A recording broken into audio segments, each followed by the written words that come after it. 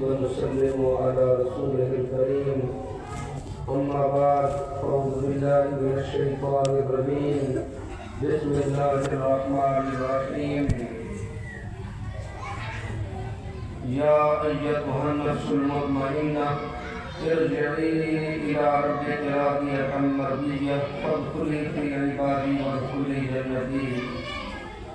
اللہ جل جلالہ وعم نوالہ کی حمد آقا کریم سرور کونین محبوب رب الدارین احمد مجتبی حضرت محمد مصطفیٰ صلی اللہ علیہ وآلہ وسلم کے درود اور سلام کے بعد عزت کے لائق سامعین کرام معاذین خزام ایثار ثواب کی محفل میں ہم سب جمع ہیں۔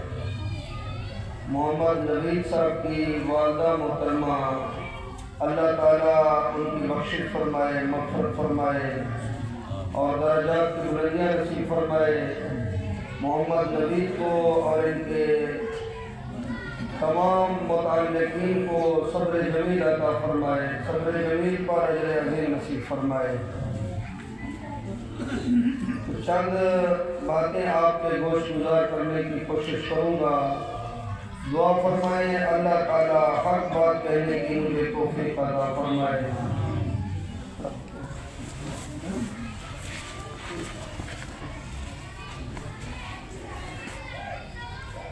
اہم معلومات اور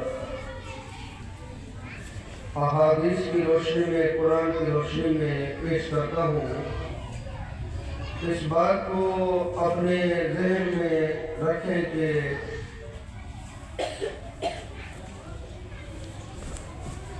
اللہ تبارک و تعالیٰ نے ہمیں دنیا میں بھیجا،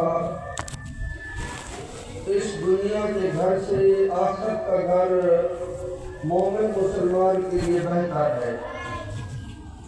دنیا کے گھر سے مومن مسلمان کو، عمل اچھے کرنے والے کو اس گھر سے بہتر گھر ملتا ہے۔ اور جو دنیا میں دوست آئے ایسے دوستوں سے بہتر دوست ملتے ہیں، ایسے مل بیٹھنے والوں سے بہتر مل بیٹھنے والے ملتے ہیں، اور دنیا کی راحتوں سے آخرت کی راحتیں زیادہ بہتر ہیں، اور دنیا کے سکون سے آخرت کا سکون زیادہ بہتر ہے۔ دنیا کی نعمتوں سے آخرت کی نعمتیں زیادہ بہتر ہیں۔ کس کے لیے؟ مومن مسلمان کے لیے جو عمل صالح کرتا ہے، اچھے عمل کرتا ہے، کہ رب تبارک و تعالیٰ نے مومن مسلمان کے لیے فرمایا کہ مومن مسلمان کی جب روح قبض ہوتی ہے، اللہ تعالیٰ کا پیغام دینے والا فرشتہ پیغام دیتا ہے۔ یہ قرآن پاک سنا رہا ہوں آپ کو۔ فرشتہ کہتا ہے یا ایتھا النفس المطمئنہ، اے مطمئن روح، تو نے دنیا میں بڑی تکلیفیں اٹھائی، بڑے پریشانیاں اٹھائی، لیکن رب پر اور اس کے رسول پر اور دین شریعت پر تیرا ایمان کامل تھا، تو اچھے عمل بھی کرتا رہا، دنیا میں بڑی تکلیفیں برداشت کی۔ اے نفس مطمئنہ ارجعی الی ربک، اپنے پالنے والے کی طرف لوٹ جا، راضیہ مرضیہ، خوش خوش لوٹ جا۔ رب بھی تیرے اوپر راضی ہے، تو بھی خوش ہو کر اپنے پالنے والے کی طرف چلا جا۔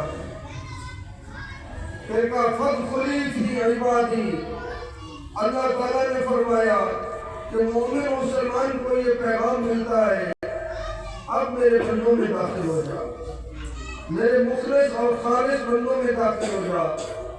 دنیا کے دوست دوغلا پالیسی والے بھی تھے، دنیا کے دوست منافق بھی تھے، دنیا میں تیرے دشمن بھی تھے، دوست بھی تھے۔ اب تو دنیا کو چھوڑ کر میرے بندوں کی جماعت میں داخل ہو جا۔ جو رب کے بندے ہیں وہ کون ہیں؟ وہ اولیاء اللہ ہیں، صالحین ہیں، شہداء ہیں اور انبیاء کرام علیہ السلام ہیں۔ فرمایا ان کی جماعت میں داخل ہو جا۔ فادخلی فی عبادی، اور آگے فرمایا فادخلی جنتی، میری جنت میں داخل ہو جا۔ عربی میں جنت باغ کو کہتے ہیں۔ فرمایا کہ میرے باغات میں داخل ہو جا۔ دنیا کے تو نے بڑی تکلیفیں اٹھا لی، بڑے غم سہ لیے، بڑی تکالیفیں مصیبتیں برداشت کی۔ اے میرے بندے، تو میرے ساتھ مخلص تھا، میرے محبوب کے ساتھ مخلص تھا، عمل تیرا اچھا تھا، تو اب تو میرے پاس لوٹ آ، میرے بندوں کی صف میں چلا جا، میری جنت میں داخل ہو جا۔ تین چیزیں ہیں اس میں، ایک میرے پاس پالنے والے کے پاس آ جا، دوسرا جنت میں داخل ہو جا، تیسرا میرے بندوں میں داخل ہو جا۔ تو یہ انعامات ہیں اس مومن مسلمان کے لیے جو اچھے عمل کرتا ہے۔ یہ آخری پارے کی سورۃ فجر کی آیت ہے، اور 14ویں پارے میں رب تعالیٰ نے فرمایا من عمل صالحا من ذکر او انثی وهو مؤمن فلنحیینہ حیاۃ طیبہ، کہ جو بندہ عمل صالح کرے، اچھے عمل کرے، مرد ہو یا عورت ہو، مومن، پہلے ایمان شرط ہے، ایمان نہیں آئے تو بندہ لاکھوں اچھے عمل کرتا رہے، اس کا کوئی ثواب نہیں ہے۔ ثواب کی بنیاد ایمان پر ہے، اس بات کو بھی ذہن میں رکھیں۔ بہت سارے لوگ کہتے ہیں کافر اس چیز میں ہم سے بہتر، اس چیز میں ہم سے بہتر، اس چیز میں ہم سے بہتر کافر، تو وہ قانون کی بڑی پابندی کرتے ہیں، وہ ہم سے بہتر، وہ بہتر تب ہوتے جب وہ کلمہ شریف پڑھ لیتے۔ تو نیک عمل وہ لاکھ صدقے کرے، لاکھ خیراتیں کرے، لاکھ اچھے عمل کرے، لیکن ایمان نہیں آئے تو کوئی ثواب نہیں آئے۔ ثواب کی اصل بنیاد جو ہے وہ ایمان ہے۔ فرمایا کہ بندہ مومن ہو، پھر عمل اچھے کرے، ایمان شرط ہے، بندہ مومن ہو، عمل اچھے کرے، فَلَنُحْيِيَنَّهُ حَيَاةً طَيِّبَةً، ہم اس کو پاک زندگی عطا کرتے ہیں۔ یہ رب کا فرمان ہے کہ ہم اس کو پاک زندگی عطا کرتے ہیں۔ اس زندگی کے متعلق طیبہ کا لفظ نہیں ہے، لیکن جو زندگی آخرت میں ہے اس زندگی کے لیے رب نے اعلان فرمایا کہ فَلَنُحْيِيَنَّهُ حَيَاةً طَيِّبَةً، ہم اس کو پاکیزہ حیات عطا کرتے ہیں، چاہے وہ عورت ہو یا مرد ہو۔ تو پتہ چلا کہ دنیا کی حیات سے آخرت کی حیات زیادہ بہتر ہے، کہ رب اس کو حیات طیبہ کا لفظ دے رہا ہے، حیات طیبہ کا لقب دے رہا ہے۔ اس سے پتہ چلتا ہے کہ آخرت کی حیات جو ہے دنیا کی حیات سے بہتر ہے۔ لیکن ایک بات اور بھی یاد رکھیں کہ حدیث مبارکہ ہے، نبی پاک صلی اللہ علیہ وسلم نے ارشاد فرمایا من کرہ لقاء اللہ کرہ اللہ لقاءہ، جس بندے نے رب کی ملاقات کو ناپسند کیا، اللہ بھی اس کی ملاقات کو ناپسند کرتا ہے۔ موت بری چیز نہیں ہے، تو موت کو پسند کرنا چاہیے کہ موت آنی ہے، اس کی تیاری کرنی چاہیے۔ موت اچھی چیز ہے، موت بری چیز نہیں ہے، اس بات کو یاد رکھیے۔ تو آپ یہ بات میں مزید حدیث پاک پڑھنے سے پہلے میں آپ کو یہ سناتا ہوں کہ کس طرح جو ہے موت بہتر ہے۔ یہ انسان ہے، لمبی زندگی بیمار ہو جائے، 10 سال 20 سال 50 سال، اور اس میں اٹھنے بیٹھنے کی طاقت نہ ہو، تو پھر کیا مسئلہ ہوگا؟ لوگ تو 2 4 سال بیمار ہوتے ہیں، پھر اولاد آ جاتے ہیں، اولاد کہتے دعا فرماؤ اللہ تعالیٰ اس کو جو ہے قبول فرما لے۔ تو اب اگر یہ وقت لمبا ہو جائے، بہت زیادہ لمبا، تو ہر کوئی تنگ ہو جاتا ہے۔ تو پتہ چلا کہ موت جو ہے مومن کے حق میں بہتر ہے، تاکہ مزید نفرتیں کسی کی پیدا نہ ہوں۔ لمبی زندگی بہت 50 سال پر بیمار پڑا رہے، کون اس کی خدمت کرے گا؟ تو اسے سمجھ لو کہ حیات سے موت بہتر ہے، موت بری چیز نہیں ہے۔ اگر بالفرض موت والا نظام ہی نہ ہوتا تو پہلے کے لوگ موجود ہوتے، اب ہم بھی ہوتے، ہمارے بچے بھی ہوتے، اور یہ بتائیں کہ دنیا میں قدم رکھنے کی جگہ ہوتی، قدم رکھنے کی جگہ بھی نہ ہوتی، اور کسی کے کھانے پینے کی اشیاء بھی بہت کم ہو جاتی۔ اگرچہ اللہ تعالیٰ ہر چیز پر قادر ہے، لیکن ظاہری بات سے یہی نظر آتا ہے۔ نبی پاک صلی اللہ علیہ وسلم نے ارشاد فرمایا الموت تحفۃ المومن، مومن کے لیے موت تحفہ ہے۔ یہ حدیث مبارکہ ہے کہ بھائی آپ کو تھک گیا ہے، بڑے تم نے کام کیے، بڑی پریشانیاں نبھائی، اب تو دنیا کے معاملات سے تھک گیا ہے، اب تو میرے پاس آ جا، میرے بندوں کی صفوں میں داخل ہو جا، میری جنت میں داخل ہو جا، اور تجھے ہم پاکیزہ زندگی عطا کرتے ہیں۔ اللہ اکبر، اس بات پر ایمان رکھیں۔ دوسری حدیث پاک ہے الموت جسر یوصل الحبیب الی الحبیب، موت ایک پل ہے، یہ نبی پاک صلی اللہ علیہ وسلم نے فرمایا موت ایک پل ہے جو دوست کو دوست سے ملا دیتی ہے، دوست پل کے پار ہے، ہم ادھر بیٹھے ہیں، یہ موت درمیان میں آ ہے، جب یہ موت واقع ہوگی تو پھر دوست سے دوست کی ملاقات ہو جائے گی۔ اللہ اکبر، بہت ساروں نے تو یوں کہا کہ ہم نے جو زندہ رہے ہم نے جو زندگی گزاری ہے فقط اس انتظار میں گزاری ہے، ایک دن مریں گے، قبر میں جائیں گے، وہاں رسول اللہ صلی اللہ علیہ وسلم تشریف لائیں گے، ہم تو اسی انتظار میں جیتے رہے۔ اللہ اکبر، تو حضور صلی اللہ علیہ وسلم کی ملاقات مرنے کے بعد یقینی ہے کہ قبر میں حضور صلی اللہ علیہ وسلم تشریف لاتے ہیں۔ پھر بندہ عالم برزخ میں جتنے ہمارے اسلاف اور بڑے دنیا سے چلے گئے ان سب کی ملاقاتیں اور زیارتیں وہ عالم برزخ میں ملتے ہیں، قبر کی زندگی میں، اور پھر آخرت کا معاملہ جنت آخرت کے بعد ہوگی، قیامت کے بعد جنت میں داخلہ ہوگا، جنت کی نعمتیں وہ عالم برزخ میں ملتی ہیں۔ اس بات کو ذہن میں رکھیں۔ اللہ تبارک و تعالیٰ ہمیں موت کو پسند کرنے کی توفیق عطا فرمائے۔ یہ چند باتیں میں نے تمہینہ عرض کی۔ اب نوید بھائی کی والدہ محترمہ کے اصالِ ثواب کے لیے یہاں پر جمع ہے، اللہ ان کی بخشش فرمائے، ان کے درجات بلند فرمائے۔ ماں باپ کے متعلق بھی کچھ معلومات عرض کرتا ہوں، توجہ فرمائے۔ مختصر طور پر اللہ تعالیٰ کا چاہتا وہ قادر مطلق ہے، اگر وہ چاہتا کہ یہ مخلوق خود لفظ کن سے پیدا کر دے، فرشتوں کو اس نے ماں باپ کے بغیر پیدا کیا ہے، اور زمین و آسمان میں فرشتوں کی تعداد بہت زیادہ ہے، انسانوں سے زیادہ فرشتوں کی تعداد ہے، ان کو بغیر ماں باپ کے پیدا کیا ہے۔ انسان کو بھی اگر چاہتا تو ماں باپ کے بغیر پیدا کر دیتا، لیکن اس نے یہ چاہا کہ ان میں آپس کا محبت کا نظام ہو، تو کسی کو بیٹا بنا دیا، کسی کو باپ بنا دیا، کسی کو چاچا بنا دیا، کسی کو دادا بنا دیا، کسی کو دادی بنا دیا، نانی بنا دیا، خالہ بنا دیا، پھوپھی بنا دیا، تاکہ یہ معاشرہ جڑ کر رہے، آپس میں رابطے میں اور اپنے تعلق میں رہے اور ایک دوسرے کے لیے محبتیں بانٹے۔ اللہ اکبر، اس لیے اللہ تعالیٰ نے اس طریقے سے جس طریقے سے ہم دنیا میں آئے یہ طریقہ رائج فرمایا تاکہ ان کے ساتھ محبتیں کرنے والے زیادہ ہو جائیں۔ اللہ اکبر، تو ماں کی محبت کا اندازہ آپ اس بات سے لگائیں کہ جب والدہ اپنے بیٹے کو اپنے شکم میں اٹھاتی ہے، اللہ تعالیٰ نے اس کثرت کو قرآن میں 22ویں پارے میں اور 26ویں پارے میں بیان کیا۔ فرمایا حملت ہو کرہا ووضعت ہو کرہا وحملہ وفصالہ 30 شہرا، کہ اماں کی یہ نمایاں کارکردگی ہے کہ اس نے تکلیف در تکلیف، مشقت در مشقت جو ہے اپنے بیٹے کو اپنے شکم میں اٹھایا، جو دن بڑھتے گئے تکلیف بھی بڑھتی گئی۔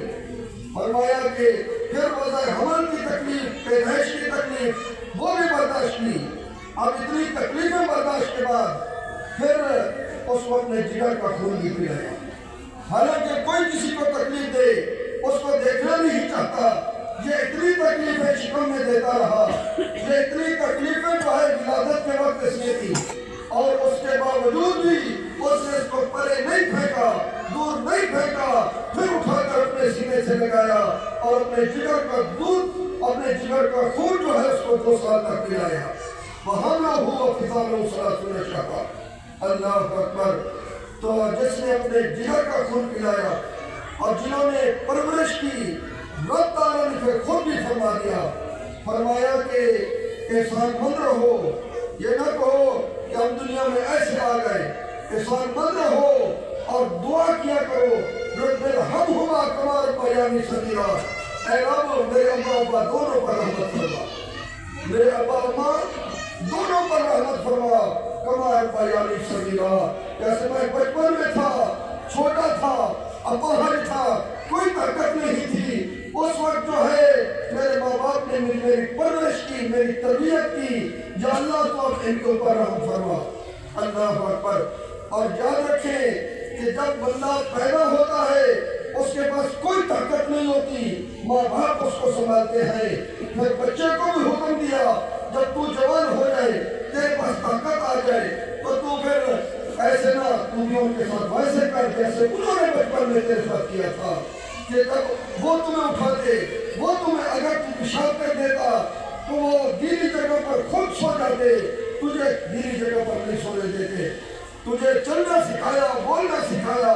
जब वो कमजोर हो गए, बुढ़ापे में चले गए, अब तेरी जिम्मेदारी बनती है कि तू उस वक्त को याद करके तू जो है उनकी खिदमत फरमा।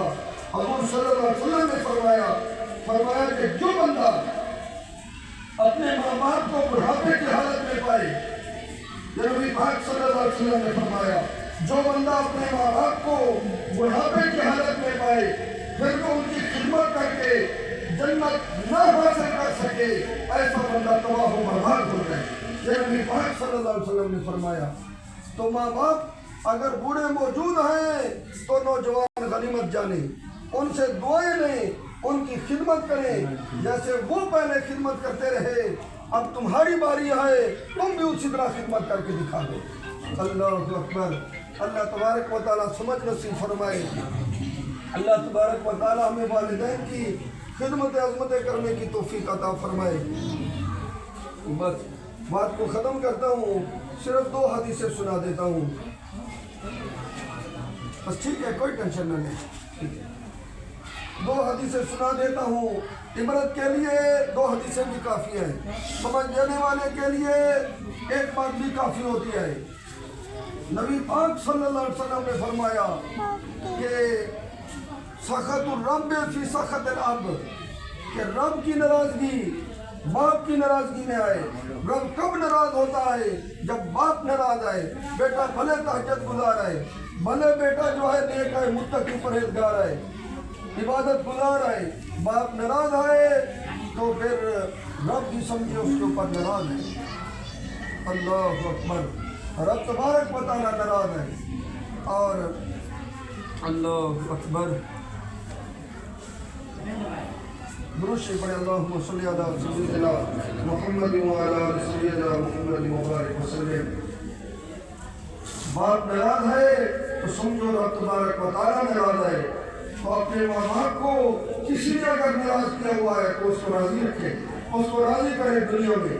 अगर नाराज़गी में कोई फोत हो गए तो फिर बंदे को चाहिए कि उनकी कब्र पर जाए, वहाँ पर जाकर उनसे माज़रत करे और उनको इसाले सवाब करे। इसाले सवाब एक अजीम चीज़ है जिससे माँ बाप का दिल खुश होता है। जिनको इसाले सवाब करे उनका दिल खुश होता है, वो पिछले खताओं को माफ़ कर देते हैं। अल्लाहु अकबर। नबी पाक सल्लल्लाहु अलैहि वसल्लम ने फरमाया, जब बंदा इसाले सवाब करता है, इसाले सवाब करता है किसी को, अल्लाह ताला के फरिश्ते उसको जन्नत के तश्त में रखकर उसके जिसको इसाले सवाब किया है उसके पास पहुंचाते हैं और उसको दुनिया व माफिया की नेमतों से वो सवाब ज़्यादा पसंद होता है। यानी दुनिया के मकानात और दुनिया की अशिया उसको मिल जाए, इससे वो इतना खुश न होता जिंदगी में जितना उसको खुशी उस इसाले सवाब से होती है। कब उसका दर्जा बढ़ गया इसाले सवाब की वजह से। और ये भी हदीस मुबारका है कि नबी पाक सल्लल्लाहु अलैहि वसल्लम ने फरमाया, मिशकात शरीफ में हदीस पाक है, फरमाया कि एक बंदा मेरा उम्मती जब कब्र में दाखिल होगा उसका पास गुनाहों का बोझ होगा, लेकिन जब क़यामत के दिन खड़ा होगा तो उसके पास कोई बोझ नहीं होगा। वो खुद तशक्कुर करेगा, खुद हैरान होगा, मैं तो गुनाहों के गड्ढे लाया था, बहुत बड़ा भार था मेरे गुनाहों का, वो मेरे गुनाह किधर गए।